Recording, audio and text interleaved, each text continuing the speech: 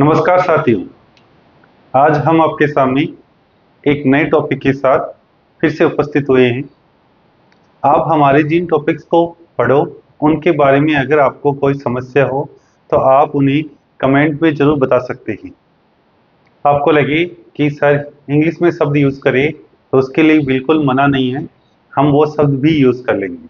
बस आपके सुझाव हमें नियमित रूप से मिलते रहें और हम आपकी इच्छा पे खरे उतर सकें या आपने जो सोचा है उसका लाभ आपको पूरा दे सकें।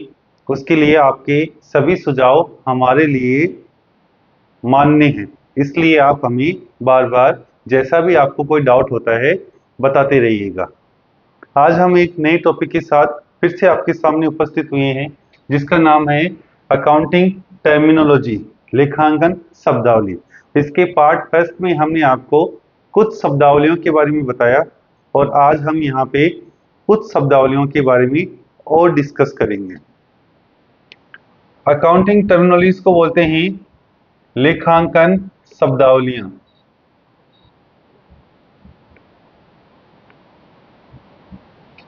हमने बहुत सारी शब्दावलियों के बारे में पढ़ लिया। आज हम कुछ इंपॉर्टेंट शब्दावलियों के बारे में और पढ़ेंगे। उनमें हम बात करते हैं आज एसेट्स की,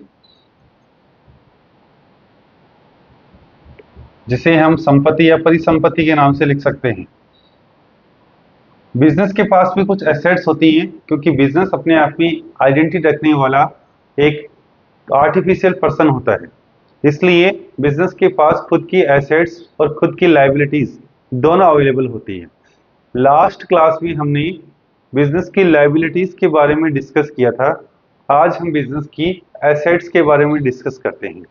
अगर बिजनेस की सामान्य एसेट्स पूछी जाती हैं कितने टाइप्स की होती हैं तो आप हमेशा पढ़ते आए हो और हमने आपको बताया भी है कि एसेट्स 2 टाइप्स की होती हैं, एक फिक्स एसेट्स और एक करंट एसेट्स।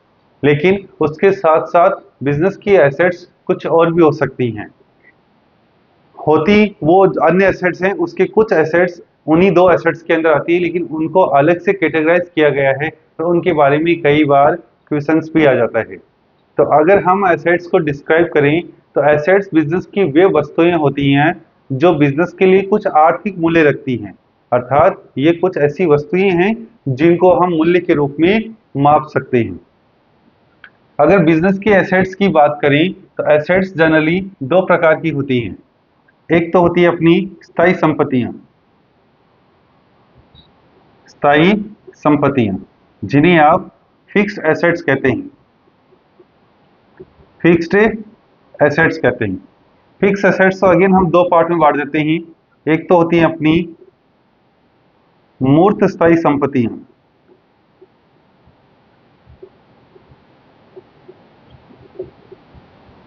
और दूसरी होती है अपनी अमूर्त स्थायी संपत्तियां।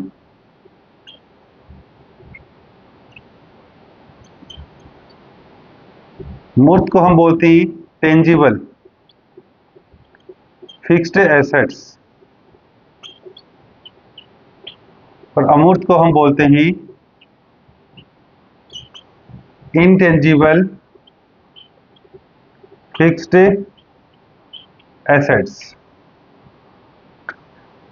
अब मूर्त स्थायी संपत्तियां, अगर हम इनको शुरू से कैटेगराइज करें स्थायी संपत्ति, तो स्थायी संपत्ति वो एसेट्स होती हैं जो बिजनेस में लॉन्ग टर्म के लिए यूज में आती हैं। लंबे समय तक ये एसेट्स बिजनेस में इनकम जनरेट करती हैं। इसलिए ये कह सकते हैं कि जो आपकी स्थायी संपत्तियां होती हैं वो व्यापार में लंबे समय तक काम में आती हैं तथा लंबे समय में बिजनेस में आय अर्जित करने में सहायक होती हैं। इनको भी 2 कैटेगरी में बांट दिया है, मूर्त स्थायी संपत्ति और अमूर्त स्थायी संपत्ति। मूर्त स्थायी संपत्तियां वो होती हैं जिनका भौतिक अस्तित्व होता है, जिन्हें आप फिजिकली टच कर सकते हो, देख सकते हो। वो सारी की सारी कौन सी होती हैं? मूर्त स्थायी संपत्तियां होती हैं।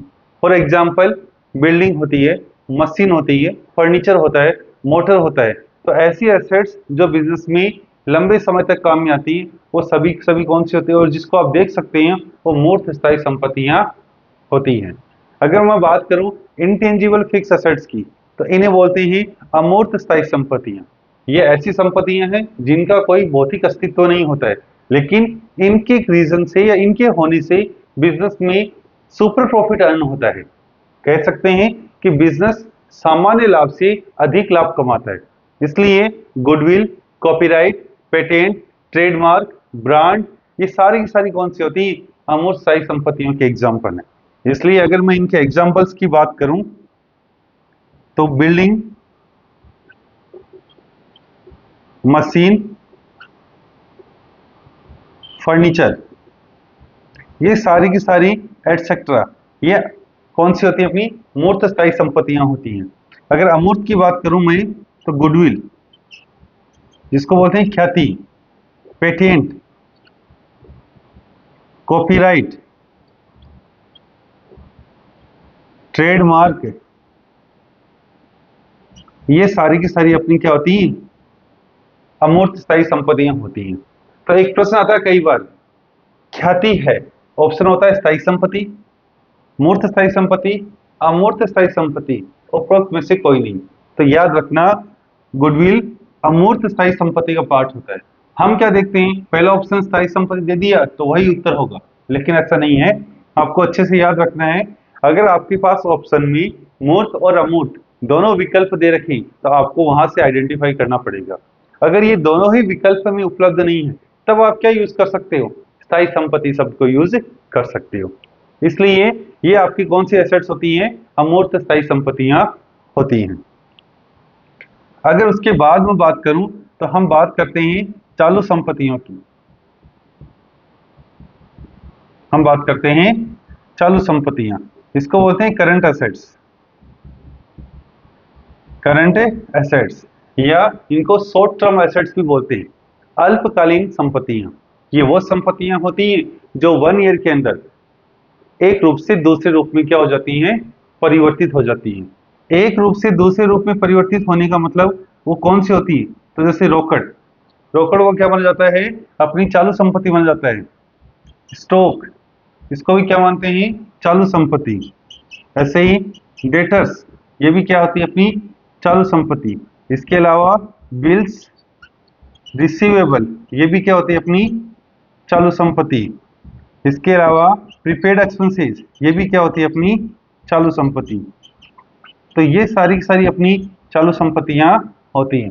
कुछ और भी एग्जांपल्स होती हैं, लेकिन जब हम फाइनेंशियल स्टेटमेंट्स पढ़ेंगे तो वहां इन सब के नाम को पुटअप करेंगे और ध्यान में देंगे। बैंक बैलेंस भी अपना क्या होता है? करंट एसेट्स होता है। तो ये वो एसेट्स हैं जो 1 ईयर के अंदर 1 रूप से दूसरे रूप में बदल जाती हैं। इसके अलावा अगर मैं स्थायी संपत्तियों को और कैटेगराइज करूं, संपत्तियों को और कैटेगराइज करूं, तो एक होती हैं प्राकृतिक संपत्तियां। प्राकृतिक संपत्तियां, इनको बोलते हैं नेचुरल एसेट्स। नेचुरल एसेट्स, अगर मैं इनका और नाम लूं तो इनको हम बोलते हैं वेस्टिंग एसेट्स। वेस्टिंग एसेट्स का मतलब होता है नष्ट होने वाली संपत्ति। नष्ट होने वाली संपत्तियां, इन्हें आप क्षयशील संपत्तियां भी कह सकते हैं। क्षयशील संपत्तियां, जैसे इसके एग्जांपल बात करें तो माइंस होती हैं, खान व खदान, खान व खदान, माइंस वगैरह। तो ये सारी की सारी क्या होती हैं? अभी प्राकृतिक संपत्तियां होती हैं। तो अभी मैंने संपत्तियों को 3 लिखा है, और भी संपत्तियां होती हैं जिनके बारे में अभी और लिखता हूं, लेकिन आगे आपको दिखाई नहीं देगा, इसलिए पहले मैं इसको मिटाऊंगा, आप उसको कंटिन्यू आगे नोट कर सकती हो। तो मैंने क्या लिखा?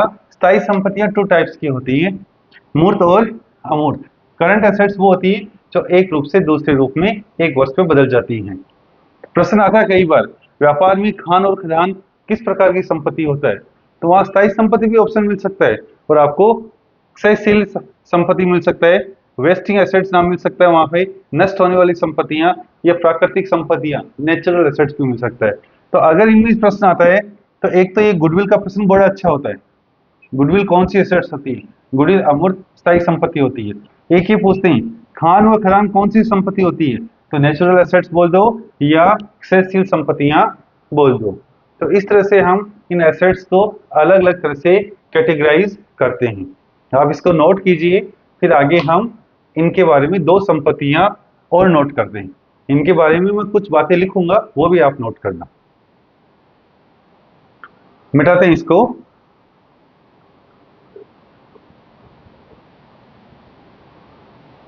अब संपत्तियों की बात करें तो जैसे हमने अभी 3 लिखी हैं, मैं 2 संपत्तियां और लिखता हूं।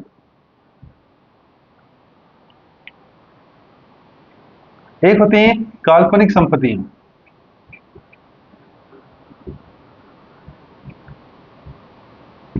फिक्टिशियस एसेट्स बोलते हैं इसको, फिक्टिशियस एसेट्स। ये बिजनेस में एक्चुअल में कोई एसेट्स नहीं होती हैं, लेकिन एक बिजनेस की कमजोर वित्तीय स्थिति को ये संपत्तियां दर्शाती हैं। इसलिए कई बार जब बिजनेस के पास पर्याप्त एसेट्स नहीं होती हैं, तो बैलेंस शीट के योग को बढ़ाने के लिए इन संपत्तियों की सहायता ली जाती है। ये एक प्रकार के एक्सपेंसेस होते हैं जो डेबिट हो चुके हैं, लेकिन हमारे प्रॉफिट्स नहीं होने के कारण से इनको हमने प्रॉफिट एंड लॉस अकाउंट से राइट ऑफ नहीं किया है, इसलिए वो एसेट्स बैलेंस शीट में डेबिट सेल्स के रूप में दर्शाई जाती हैं। कौन कौन सी हो सकती हैं, इसके अगर एग्जांपल बात करें तो प्रारंभिक वे जिसे हम बोलते हैं प्रीलिमिनरी एक्सपेंसेस, प्रीलिमिनरी एक्सपेंसेस। और हो सकते हैं अंशों और ऋण पत्रों के निर्गमन पर बट्टा,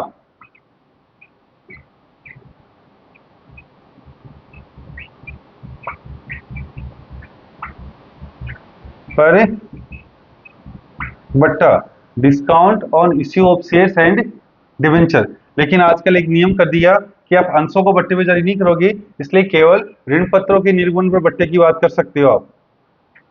उसके अलावा मतलब विज्ञापन पर खर्च बड़ी राशि, विज्ञापन पर खर्च बड़ी राशि, मरम्मत पर खर्च बड़ी राशि।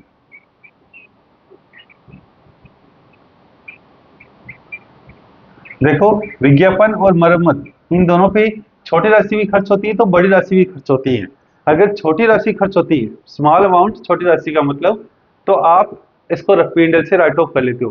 लेकिन कई बार ऐसा होता है बहुत ज्यादा अमाउंट में पैसा खर्च होता है, तो उस कंडीशन में हम ये मान के चलते हैं कि उस एडवर्टाइजमेंट का बेनिफिट हमें कई वर्षों तक मिलेगा। इसलिए हम क्या करते थे, उसको डेबिट सेल्स के रूप में बैलेंस शीट में शो करते हैं, जो एक प्रकार की एसेट्स नहीं होती है। इसलिए इनपे जो बड़ी राशि खर्च होती है वो भी क्या होती है, अपनी एक तरह से काल्पनिक संपत्तियां होती है। तो ये बिजनेस के एसेट्स नहीं है, ये संपत्तियां बिजनेस की क्या होती है, डेबिट सेल्स होती हैं। तो यहां लिखता हूं एक लाइन, ये संपत्तियां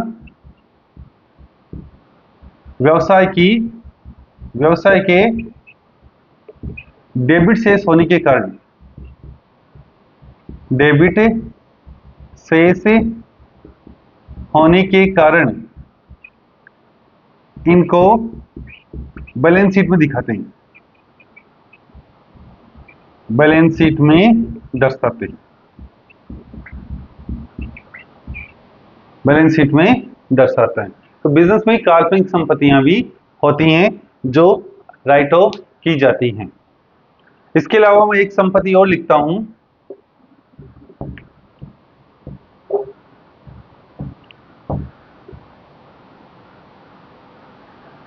उसका नाम अपनी संदिग्ध संपत्ति।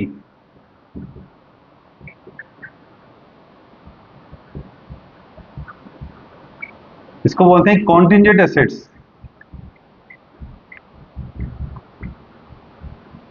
संदिग्ध संपत्ति, जिस तरह से संदिग्ध दायित्वों को आप अपने वित्तीय विवरणों में नहीं दर्शाते, वैसे ही संदिग्ध संपत्तियां भी आपके वित्तीय विवरणों में नहीं दर्शाई जाती हैं।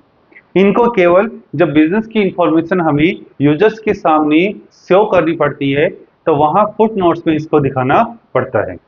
इसकी क्या डेफिनेशन हो सकती है, शॉर्ट में लिख सकते हैं, भूतकाल में हुए लेन देनों के आधार पर भविष्य में कोई घटना घटने से घटने से व्यापार में कैश इनफ्लो हो, कैश इनफ्लो हो। कैश इनफ्लो को हम बोल सकते हैं रोकड़ अंतर्वाह है।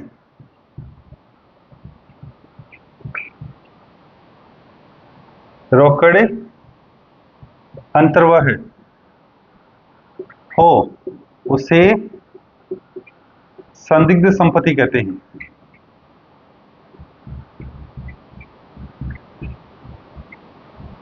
उसे संदिग्ध संपत्ति कहते हैं। तो देखो, केस संदिग्ध संपत्ति या कॉन्टिजेंट एसेट्स और कॉन्टिजेंट लायबिलिटीज में अंतर किसका होता है? इनफ्लो और आउटफ्लो का होता है। अगर ऐसा लगे केस आएगा तब तो एसेट्स है, और ऐसा लगे केस जाएगा तो क्या है? वो लायबिलिटी है। एग्जाम्पल क्या हो सकता है? देनदारों पर किए गए वाद, देनदारों पर चल रहे न्यायालय में वाद,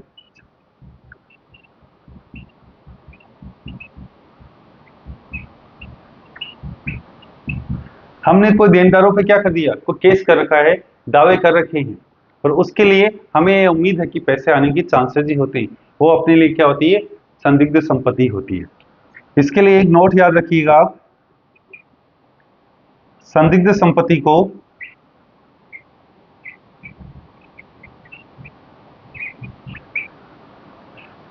चिट्ठे के नीचे, चिट्ठा होता है अपना बैलेंस शीट,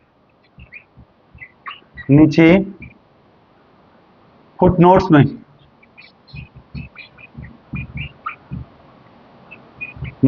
दर्शाते हैं। कहाँ दर्शाते हैं ये? फुटनोट में हम इनको दर्शाते हैं। तो ये आपकी बेसिक बात किसके लिए है? संदिग्ध संपत्ति के लिए। तो ये आपको याद रखनी है।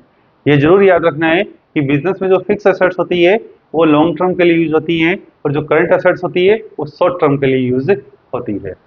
तो इस तरह से हमें कई बार इन एसेट्स में से कोई ना कोई क्वेश्चन पूछ लिया जाता है, तो आपको उस प्रश्न का उत्तर देना है। तो ये एक संपत्ति की बात है। संपत्ति की डेफिनेशन आपको जैसे पता है, ऐसे तुम्हें कोई पूछेगा भी नहीं संपत्ति किसे कहते हैं, फिर भी मैं वापस बोल देता हूं कि बिजनेस की वो आइटम या वो वस्तुएं जिनका बिजनेस के लिए कुछ आर्थिक मूल्य हो, वो क्या होते हैं? बिजनेस की संपत्तियां होती है। लेकिन उसमें काल्पनिक संपत्ति एक ऐसी संपत्ति है जिसका कोई मूल्य नहीं होता है, जिसका कोई मूल्य नहीं होता है, लेकिन वो सारे के सारे डेबिट शेष हैं, जो एक प्रकार की संचित हानियां हैं, और उसको हम डेबिट शेष होने के नाते बैलेंस शीट में दर्शा देते हैं। उनका कोई हमें मूल्य नहीं मिल सकता है। तो इस तरह से हम अपने एसेट्स की बातें ध्यान में रखते हैं। ऐसे एक शब्द होता है डिस्काउंट।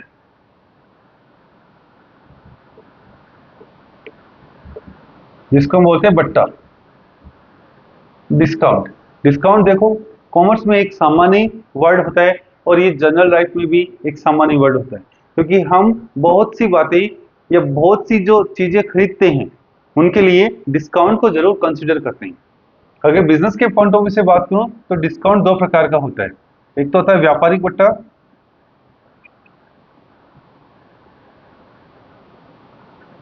जिसे हम बोलते हैं ट्रेड डिस्काउंट, और दूसरा होता है अपना नकद बट्टा, जिसे हम बोलते हैं कैश डिस्काउंट।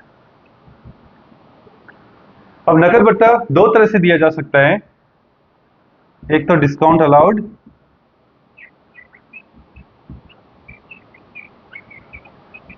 और एक होता है अपना डिस्काउंट रिसीव्ड।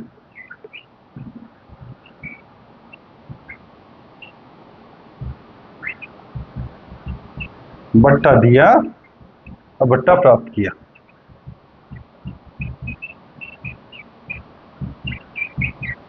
बट्टा दिया और बट्टा प्राप्त किया। ये अपने डिस्काउंट के टाइप्स होते हैं। तो पहले तो हमें ये पता होना चाहिए कि डिस्काउंट कौन कौन से होते हैं। तो एक तो होता है ट्रेड डिस्काउंट, एक होता है कैश डिस्काउंट। कैश डिस्काउंट हम दे भी सकते हैं और कैश डिस्काउंट हम प्राप्त भी कर सकते हैं। अब इनके बारे में हम थोड़ी और बातें करते हैं। देखो, जो ट्रेड डिस्काउंट होता है उसका कभी भी अकाउंटिंग नहीं होता है, ये केवल जो कस्टमर्स होते हैं उनको मोटिवेट करने के लिए कि आप हमारे प्रोडक्ट को खरीदो।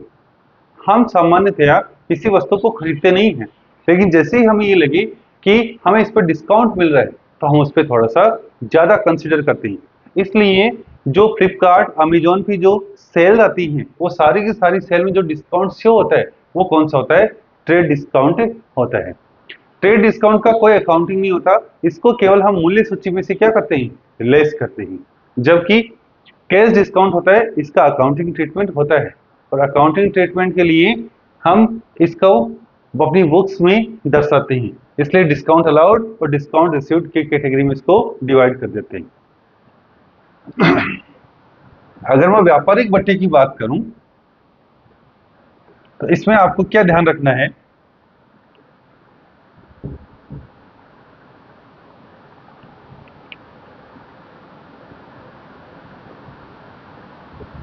दो तीन लाइनें इसकी याद रखनी पड़ती हैं। पहली, इस बट्टे का लेखांकन नहीं किया जाता है।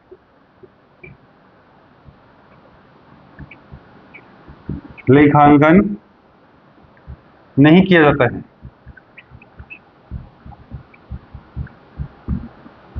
दूसरी इसके लिए याद रखनी है, यह बट्टा विक्रय बढ़ाने के लिए दिया जाता है।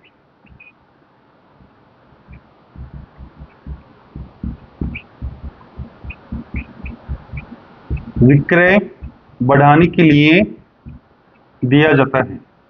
तीसरी बात लिख सकते हैं, यह बट्टा मूल्य सूची में से घटाया जाता है। इसको हम करते क्या है? मूल्य सूची में से घटाते हैं। तो नेट तो और फिर इसकी राशि निकालकर हम इसको बिजनेस में लिखते हैं। मूल्य सूची का मतलब क्या होता है? जैसे एक एग्जांपल लेते हैं, राम को 10,000 रुपए का माल 10% व्यापारिक बट्टे पर बेचा। तो यहां हमें क्या याद करना पड़ेगा? बेचा तो अपन को यहाँ पे शुद्ध सेल्स याद करनी पड़ेगी। तो व्यापारिक बट्टे की राशि कितनी होगी? 10,000 का 10% कितना हो गया? 1,000। इसलिए अपना अगर मैं यहाँ कैलकुलेट करूं शुद्ध विक्रय, तो वो 10,000 में से इस बट्टे को लेस कर दूं तो कितना बचा? 9,000 रुपए। इस तरह से हम इसको केवल मूल्य सूची में से घटाते हैं। तो पहली बात, इस बट्टे का लेखांकन नहीं किया था। ये लाइन बड़ी सामान्य लगती है, लेकिन प्रश्न क्या आता है कि विक्रेता की वहीयों में व्यापारिक बट्टे को किया जाता है डेबिट, क्रेडिट, दोनों में से दोनों या कोई भी नहीं। तो देखो, इस व्यापारिक बट्टे का कोई लेखांकन नहीं होता। तो याद रखिएगा, विक्रेता की वहीयों में व्यापारिक बट्टे का कोई लेखांकन नहीं होता। ये सिर्फ किसके लिए दिया जाता है? सेल्स बढ़ाने के लिए। क्योंकि जैसे अमेजन, फ्लिपकार्ट पे सेल आती है, वहां हम क्या देखते हैं? 90% डिस्काउंट, 80% डिस्काउंट। तो हमें कोई वस्तु न भी चाहिए तो भी हम खरीद लेते हैं। जबकि हमेशा याद रखो, कोई भी बिजनेसमैन अपनी प्रोडक्ट को उसकी कॉस्ट से कम पे बिल्कुल नहीं बेचेगा। हमेशा उसको कुछ ना कुछ प्रॉफिट होगा ही। इसलिए हमें तो लगता है ऐसा कि भाई सस्ती मिल रही है, लेकिन वो एक्चुअल में इतनी सस्ती नहीं होती है। ये सिर्फ सेल्स को इंक्रीज करने के लिए ये काम किया जाता है। कोई भी प्रोडक्ट होता है उसकी हमेशा एमआरपी होती है। हमें फ्लिपकार्ट पे या अमेजोन पे एमआरपी मिलती है, और उस एमआरपी से इसको हम क्या कर देते हैं? लेस कर देते हैं। तभी हम नेट परचेज और नेट सेल्स की कैलकुलेशंस करते हैं। तो इस तरह से हम ट्रेड डिस्काउंट के लिए तीन बातें याद रखती हैं। तीनों ही अच्छी बातें होती हैं। ये तो प्रश्न तो ये आया है कि व्यापारिक बट्टे का क्या लेखांकन होता है, तो व्यापारिक बट्टे का कोई लेखांकन नहीं होता है। बाकी इसके बारे में जो मैंने बातें लिखाई, ये भी इनके बारे में पूछी जा सकती है। तो आप इन बातों को नोट कर सकते हो। किसके लिए? ट्रेड डिस्काउंट के लिए।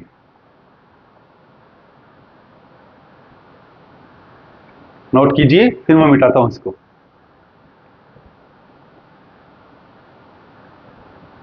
देखिए आगे,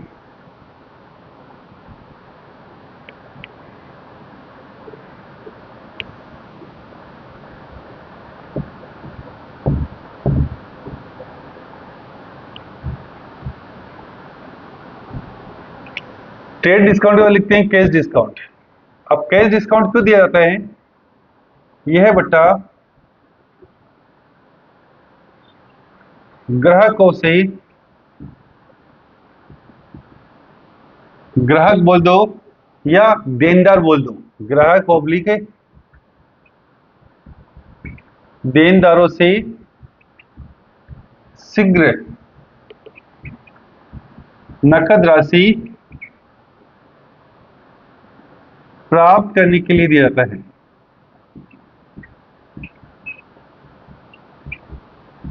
दिया जाता है। दूसरी बात, इस बट्टे का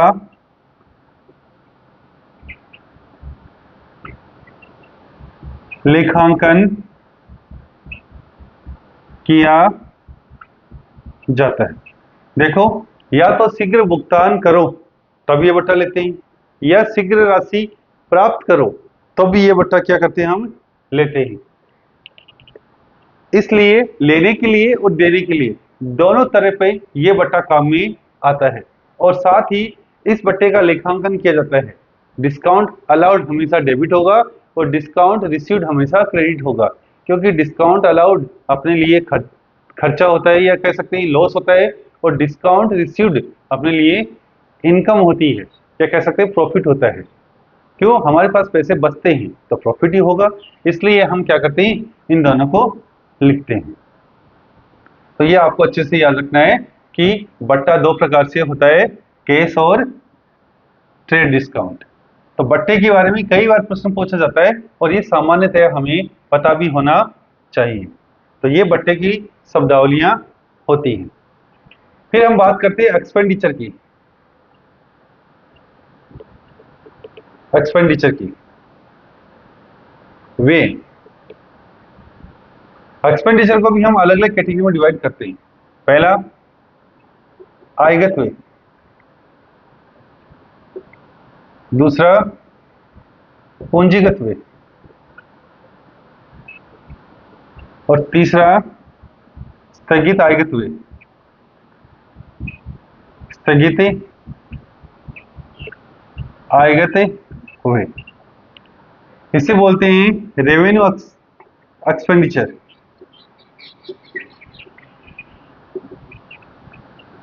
इसे बोलते हैं कैपिटल एक्सपेंडिचर।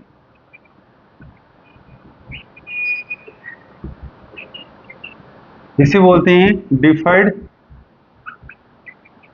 रेवेन्यू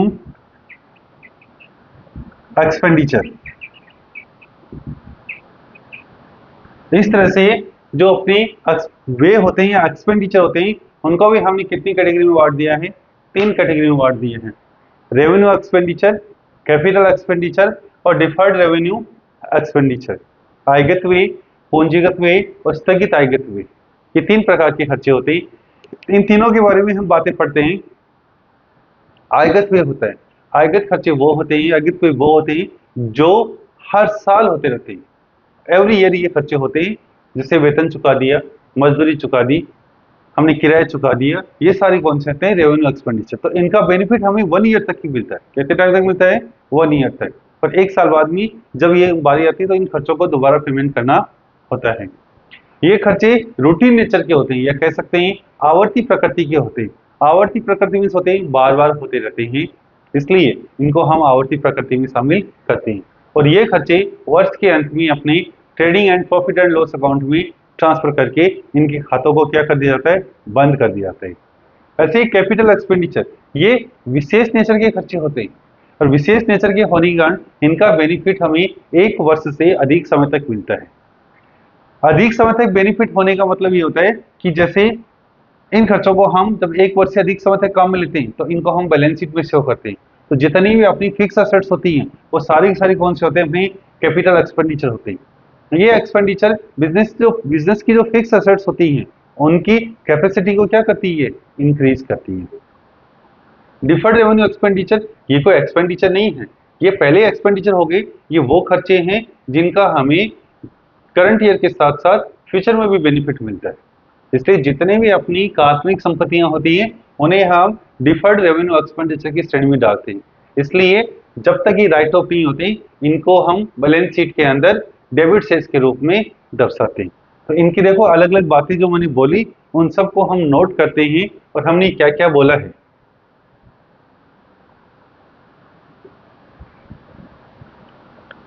लिखते हैं इनके बारे में। सबसे पहले आयगत वे रेवेन्यू एक्सपेंडिचर।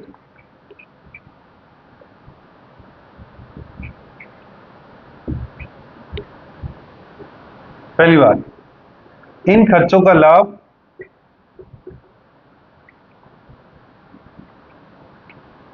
एक वर्ष तक प्राप्त होता है।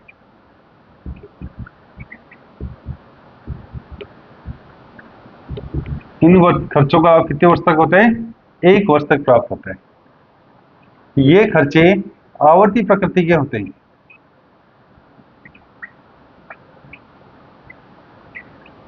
आवर्ती प्रकृति के होते हैं। आवर्ती प्रकृति का मतलब होता है रूटीन नेचर, बार बार होने वाले।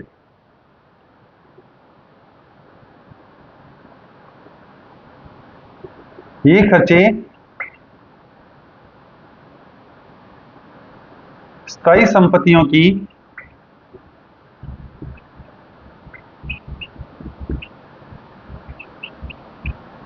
कार्य क्षमता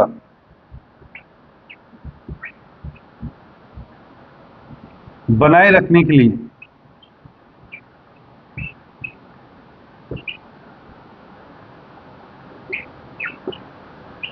किए जाते हैं।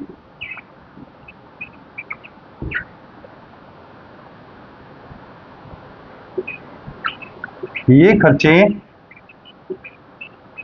व्यापार के सामान्य संचालन या परिचालन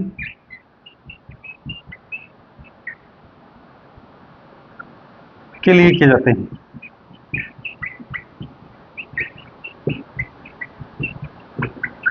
सामान्य संचालन या परिचालन के लिए किए जाते हैं। ये खर्चे वर्ष के अंत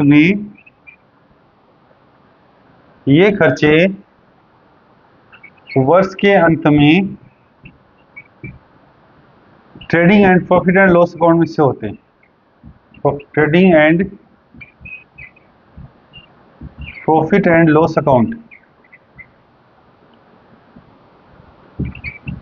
अकाउंट में दर्शाए जाते हैं। एग्जाम्पल क्या हो गए इनके? जैसे wages, salary, rent, manufacturing expenses,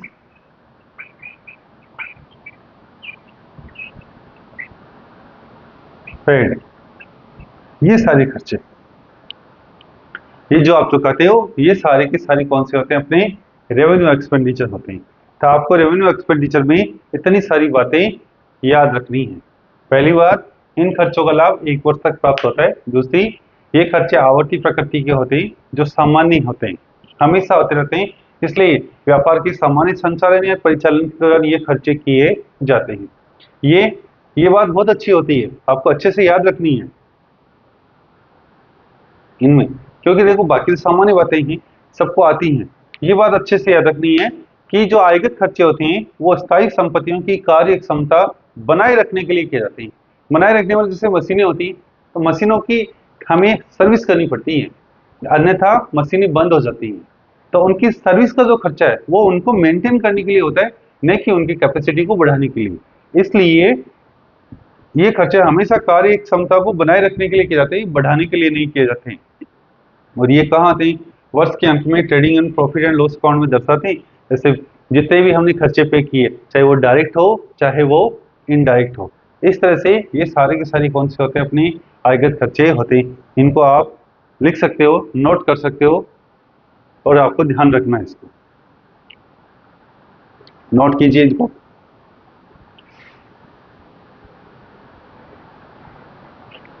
note किया तो मैं इसको मिटाता हूं।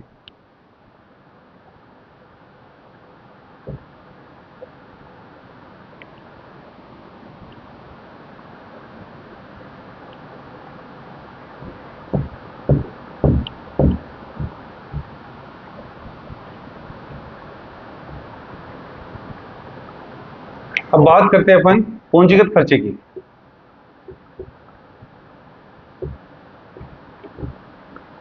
इसको बोलते हैं कैपिटल एक्सपेंडिचर।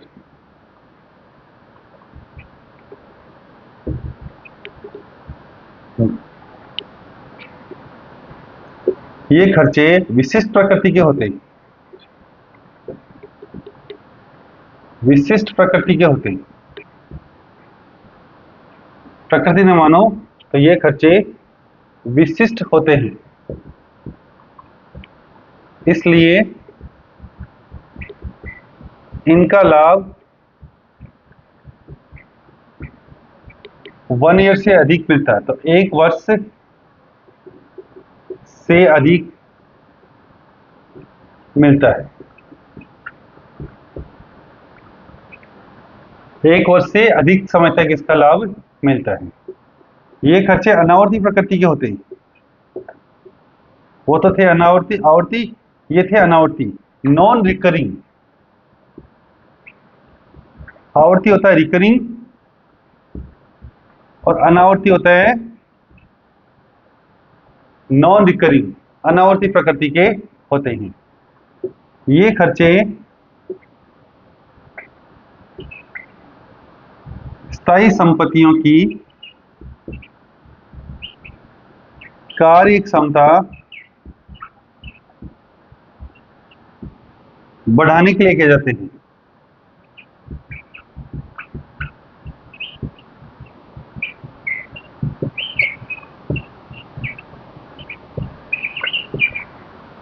स्थायी कार्य क्षमता किसके लिए? बढ़ाने के लिए। वो तो है बनाए रखने के लिए, और ये किस लिए होती है? बढ़ाने के लिए, कि वहां से अपनी कैपेसिटी बढ़ जाए। उसके लिए कौन से खर्चे किए जाते हैं? ये खर्चे किए जाते हैं।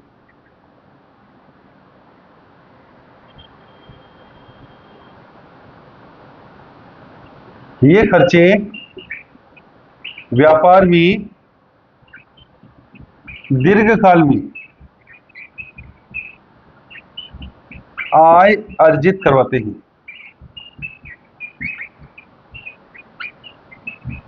इन खर्चों से क्या होता है? बिजनेस में दीर्घकाल में आय अर्जित होती है, मतलब लॉन्ग टर्म में इनकम जनरेट होती है। जैसे मान लो फर्नीचर है, बिल्डिंग है, तो खर्चे एक बार हुए और इनसे जो रिटर्न होना है वो हमेशा होता ही रहेगा, क्योंकि बिजनेस में इनको हम लॉन्ग टर्म के लिए यूज करते हैं, स्टोर के रूप में यूज करते हैं, ऑफिस के रूप में यूज करते हैं। तो ये सब क्या होती है? दीर्घकाल में आय अर्जित करवाने में सहायक होती है। इन खर्चों को कहाँ दिखाते हो? इन खर्चों को वर्ष के अंत में वर्ष के अंत में बैलेंस शीट में दर्शाया जाता है। बैलेंस शीट, जिसको हम जानते हैं चिट्ठा बोलते हैं, इसको में दर्शाया जाता है।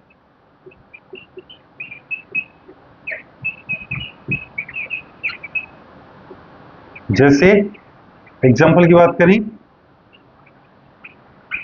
मशीन खरीदी,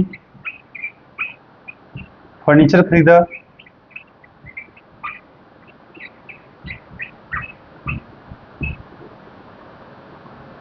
मोटर खरीदी आदि।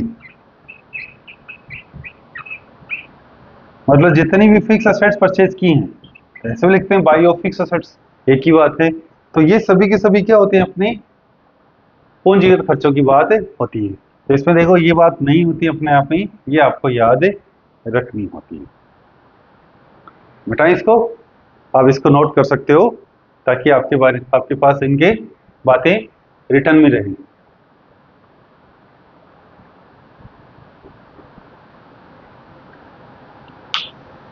देखिए आगे बात करते हैं।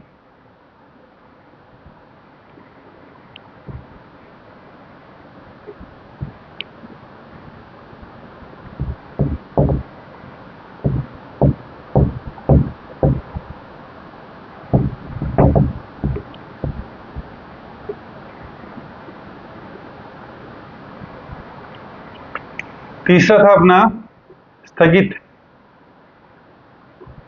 इसको नाम केवल आस्थगित भी बोलते हैं। आयगित हुई, डिफर्ड रेवेन्यू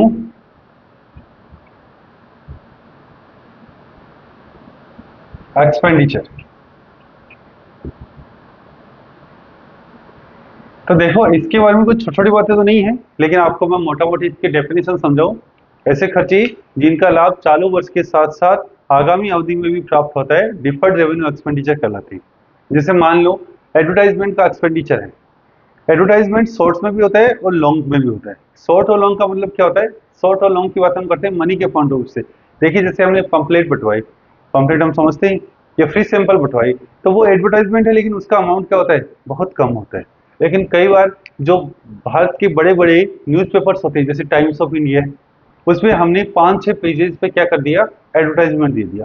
तो देखो ऐसा एक्सपेंडिचर कोई सस्ता नहीं होता है, बहुत महंगा होता है। आप जब बड़ी बड़ी कारों की बात करोगे तो वो कार वाली कंपनियां होती हैं, वो अपना एडवर्टाइजमेंट 10-5-6 पेजेस भी देती हैं। कहीं पे फैक्ट्री का पोस्टर है, कहीं पे जो अलग अलग सेगमेंट की कार्स होती हैं उनकी फोटोज हैं, कई बार उसके लोगो होता है। तो ऐसे एक्सपेंडिचर बहुत होते हैं, वो भी कहाँ दिया? टाइम्स ऑफ इंडिया में। तो वो एक्सपेंडिचर बड़े होते हैं। अब देखो जब कंपनी नई एस्टेब्लिश होती है या मैन्युफैक्चरिंग प्लांट नया लगता है, तो वहाँ वो खर्चे हो जाते हैं, तो पहली साल में रिकवर नहीं हो पाते। इसलिए हम क्या मानते हैं कि जो मैं एडवर्टाइजमेंट का एक्सपेंडिचर कर रहा हूँ, उसका मुझे चालू वर्ष के साथ साथ आगामी अवधि में भी लाभ होगा। और हम ये देखते भी हैं, जैसे मान लो हमने आज एक कार का एडवर्टाइजमेंट देखा और हम कर रहे हैं फर्स्ट ग्रेड की तैयारी। तो इस तैयारी में हम क्या करेंगे कि भाई ये कार मुझे खरीदनी है। तो आपने आज उसको देखा और सोचा कि जैसे ही मैं मेरी जॉब लगूंगा, फर्स्ट ग्रेड की लेक्चरर या फर्स्ट ग्रेड की सील लूंगा, उसी के साथ मैं मेरे लिए एक गाड़ी भी खरीद के लाऊंगा। तो आपने ये अभी सोचा है, कंपनी ने क्या किया? वो एडवर्टाइजमेंट दिया है, और आप जैसे ही मान लो जॉब में जाते हो, आपका 2 साल प्रोबेशन पीरियड पूरा होता है, तो आप क्या करते हो? वो गाड़ी खरीद लेते हो। तो इसका मतलब उसने ऐड दिया 3 साल पहले, पर आपने जॉब लगने के 2 साल बाद, जैसे आपका प्रोबेशन पूरा हुआ, आपने गाड़ी खरीद ली। क्योंकि आपको पता है प्रोबेशन में हमें अमाउंट थोड़ी कम मिलती है 2 साल तक, और वो पूरा होने के बाद हमें कुछ करना पड़ता है। सामान्यतः फर्स्ट ग्रेड की सैलरी 31,100 रुपये होती है, जिसमें कुछ कटौतियां होकर 29,042 रुपये हमारे इन हैंड आते हैं। वो भी एक सामान्य कटौती कराती है, जीपीएफ की और आरजीएचएस की। तो वो कटौतियां होने के बाद हमें 29,042 रुपये हमारे अकाउंट पे 2 साल तक आते हैं। तो हम ये मानते हैं कि 2 साल तक हम कोई बड़ा खर्चा नहीं कर पाए, लेकिन उसके बाद आपकी सैलरी बहुत अच्छी हो जाती है, अराउंड 75,000 होती है।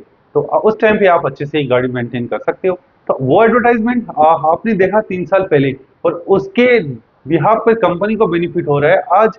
तो इसका मतलब चालू वर्ष में तो लाभ मिला ही मिला है, क्योंकि कोई ऐसा भी व्यक्ति मिला है जिसने वो देख कर ये सोचा है कि मैं इसको अभी खरीदूं। तो चालू वर्ष के साथ साथ इसका बेनिफिट कब मिला? आगामी अवधि में मिला।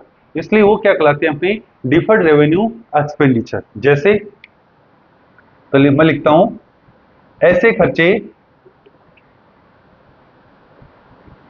जिनका लाभ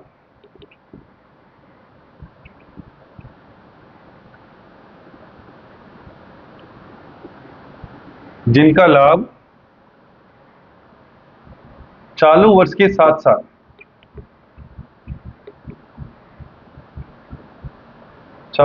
साथ साथ आगामी अवधि में प्राप्त होता है।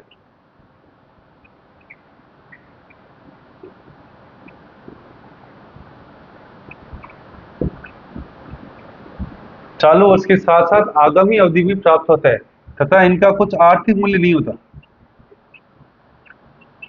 कुछ भी आर्थिक मूल्य नहीं होता।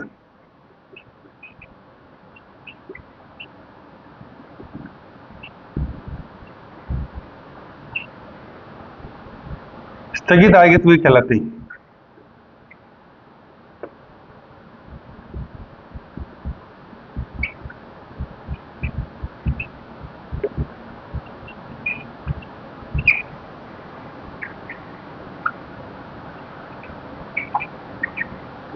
देखो आप बोलोगे सर इसका मूल्य तो दिखाते हैं, उस मूल्य की कोई वैल्यू नहीं है। आर्थिक मूल्य वाला उसकी कोई वैल्यू नहीं है।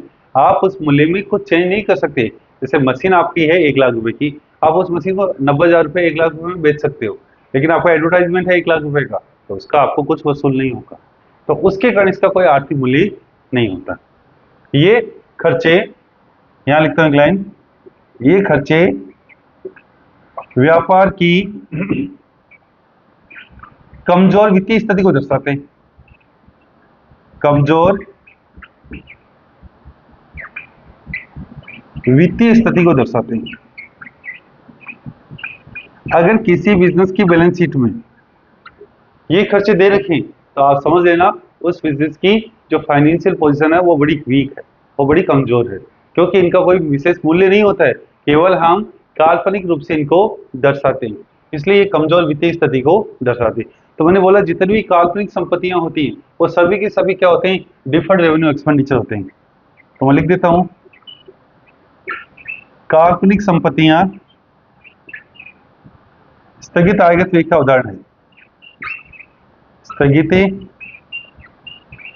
आयगत व्यय का उदाहरण है, उसको हम स्थगित आयगत व्यय की कैटेगरी में शामिल करते हैं। तो ये बातें हमें थोड़ी सी ध्यान रखनी होती है। तो इस तरह से हम एक्सपेंडिचर को 3 हिस्सों में बांटते हैं। तो आप थोड़ी सी इसके बारे में 2-3 बातें नोट करके रख सकते हो कि ऐसे एक्सपेंडिचर जिनका बेनिफिट चालू वर्ष के साथ साथ आगामी अवधि में मिलता है, इनका कोई आर्थिक मूल्य नहीं होता और ये बिजनेस की कमजोर वित्तीय स्थिति को दर्शाते हैं। जितनी भी काल्पनिक संपत्तियां होती जो हमने अभी लिखी वो सारे के सारे क्या होते हैं, डिफर्ड रेवेन्यू एक्सपेंडिचर होते हैं। जैसे प्रीलिमिनरी एक्सपेंसेस, जिसको प्रारंभिक व्यय बोलते हैं। एक कोई कंपनी होती है तो वो ऋण पत्रों के निर्गमन पर बट्टा होता है, उसको ले सकते हैं। अंश और ऋण पत्रों के निर्गमन में खर्चे को ले सकते हैं। और माने तो जैसे VRS होता है, वॉलंटरी रिटायरमेंट स्कीम, उसके अंतर्गत कंपनी पेमेंट करती है जो बड़ा अमाउंट होता है उसको भी इसके अंदर शामिल कर लेते हैं। रिपेयर पे बड़ा खर्च होता है वो भी इसके अंदर शामिल होता है। और इसके साथ साथ अगर हम एडवर्टाइजमेंट पे बड़ी राशि खर्च करते हैं वो भी इसके अंदर ही शामिल होती है। तो जितनी भी काल्पनिक संपत्तियां होती हैं वो इसके अंतर्गत दर्शाई जाती है। तो आपने इनको नोट कर लिया होगा।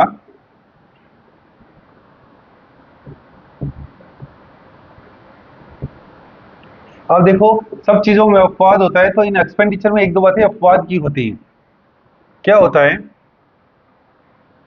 कि जैसे हमने कोई एसेट्स खरीदी तो एसेट्स आती है कैपिटल एक्सपेंडिचर में, लेकिन उनको स्थापित करने पे जो खर्चे होते हैं, जैसे मजदूरी का भुगतान कर दिया, किराए का भुगतान कर दिया, तो वो मजदूरी और किराया हमें क्या महसूस होता है, आयगत खर्चा है।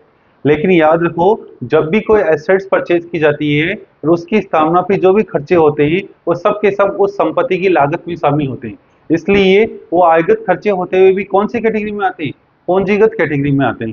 तो देखो एक एग्जाम्पल में लिखा देता हूँ, ये आपको अच्छे से याद ही रख लेना है, प्रश्न आता है इसके तो इसी का आता है।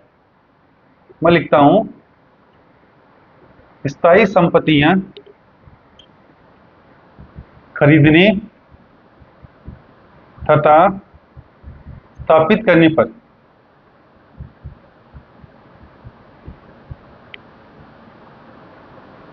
किए गए खर्चे आयगत व्यय होते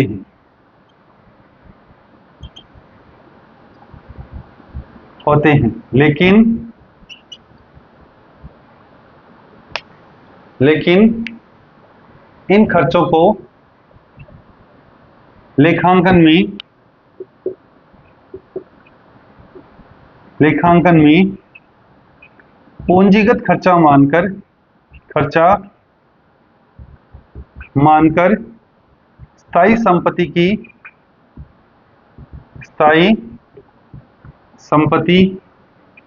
की लागत में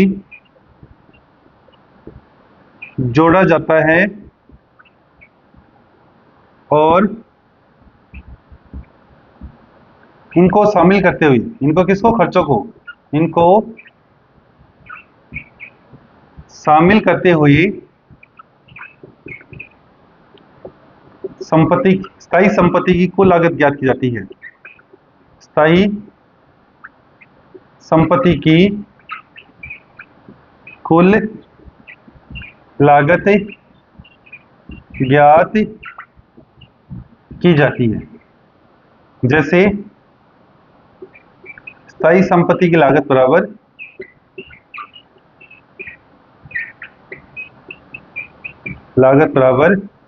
उसका क्रय मूल्य प्लस भाड़ा प्लस स्थापना पर दी गई मजदूरी।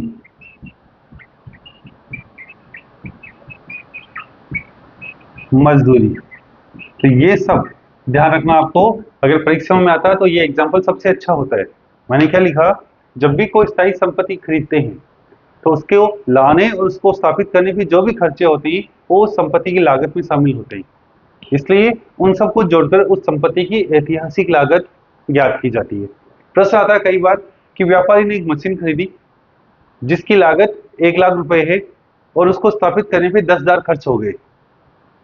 तो 10,000 रुपए जो खर्चा है वो किस में शामिल होगा, संपत्ति की लागत में या मजदूरी खर्चा, मजदूरी मान लो मजदूरी में या स्थापित करने के खर्चों में। तो वो स्थापित करने पे लगे हैं तो स्थापित करने के खर्चे नहीं आएंगे, वो संपत्ति की लागत में शामिल होंगे। तो ये आपको ऐसे बात याद रखनी है कि कुछ खर्चे ऐसे होते हैं जो आयगत होते हैं, लेकिन हम क्या करते हैं उनको किस में कन्वर्ट कर देते हैं, पूंजीगत खर्चों में बदल देते हैं और पूंजीगत खर्चे के रूप में इनको शामिल किया जाता है। एक शब्दावली और लिखते हैं,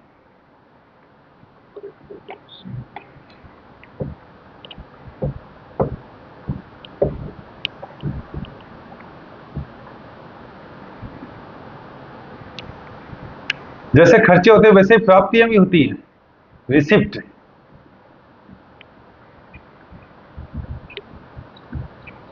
इनको दो कैटेगरी में बांटते हैं, आयगत प्राप्तियां और पूंजीगत प्राप्तियां।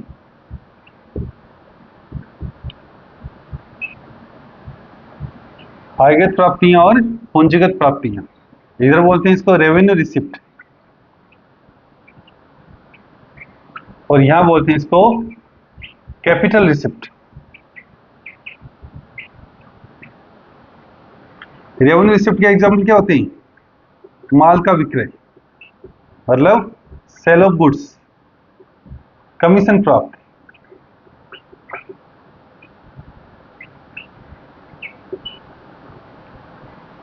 कमीशन प्राप्त। यहां क्या एग्जाम्पल हो सकते हैं, मशीन का विक्रय, मशीन का विक्रय, फर्नीचर का विक्रय। तो कह सकते हैं अगर हम स्थायी संपत्ति को बेचते हैं तो वो किस में आती है, पूंजीगत प्राप्तियों में। और अगर हम माल और कमीशन जो एक तरह का व्यापारिक कमीशन है वो प्राप्त करते हैं तो वो किस में आती है, अपनी आयगत प्राप्तियों में आती है। इनके बारे में कोई विशेष प्रश्न नहीं पूछे जाते, बस आपको बेसिक पता होना चाहिए। जो हर साल प्राप्त होते हैं वो रेवेन्यू है और जो कभी कभार प्राप्त होता है वो कौन सा है, कैपिटल नेचर के अंतर्गत आता है। तो इस तरह से हम प्राप्तियों को भी अलग अलग कैटेगरी में डिवाइड करते हैं। तो ये अपना एक छोटा सा टॉपिक था जो शब्दावलियों की संबंध में था। यहाँ अपनी शब्दावलियां बेसिक रूप से खत्म होती हैं। इन शब्दावलियों में कई बार एक प्रश्न हर परीक्षा में पूछा ही जाता है, तो आपको इन शब्दावलियों के बारे में थोड़ा सा अच्छे से याद रखना है। मुख्य रूप से अगर प्रश्न पूछते हैं तो वो संपत्तियों के बारे में पूछते हैं, इसके बारे में पूछते हैं, संपत्तियों के बारे में पूछते हैं। एक अगर पूछे तो संदिग्ध दायित्व के बारे में पूछते हैं, एक पूछे तो कैपिटल पूछते हैं, एक ड्राइंग पूछते हैं। तो ये मोटा मोटी कुछ बातें होती हैं, फिर उसके साथ एक डिस्काउंट पूछा जाता है। तो इस तरह से आपको ये शब्दावलियां थोड़ी सी ध्यान में रखनी है। अब हम आगे के लिए नेक्स्ट क्लास में फिर मिलेंगे, तब तक के लिए आप अपनी मेहनत के साथ अपने कार्य पर और अपनी लक्ष्य को प्राप्त करने के लिए लगातार प्रयास करते रहें।